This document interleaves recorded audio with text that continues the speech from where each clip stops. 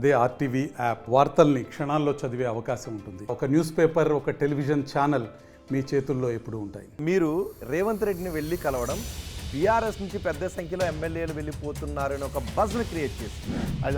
అది మా తప్పు కాదు కదా. మాకు ఒక 2019 ఎన్నికలకు ముందు వైఎస్ జగన్మోహన్ రెడ్డి ఇలాంటి కోడికత్తి సీనే ఒకటి క్రియేట్ చేశారు. అలాగే కొత్త ప్రభాకర్ రెడ్డి గారు కూడా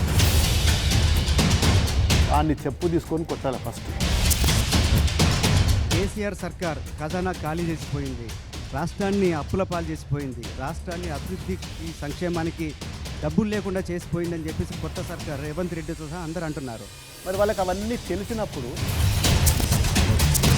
కేసీఆర్ గారు కూడా అన్నారు త్వరలోనే ప్రజలు కాంగ్రెస్ని పొందబెడతారు. దాని ప్లాన్లు ఏమవుతుంది? మెదక్ నుంచి ఎవరు పోటీ చేయబోతున్నారు? తప్పకుండా మెదక్లో రాష్ట్ర ముఖ్యమంత్రి ఫోటో పైన బాలకసుమన్ చెప్పు విసిరారు. అంతకుముందు ముఖ్యమంత్రి కేసీఆర్ ఎవరిని కలిసేవాళ్ళు కాదు. ఈవెన్ మంత్రులకి ఎమ్మెల్యేలకు కూడా కలిసే అవకాశం ఉండేది కాదు. రేవంత్ రెడ్డి అందరినీ కలుస్తున్నాడు అనే మాట వినిపిస్తుంది. నేను ఒక ఎంపీగా ఉన్నాను.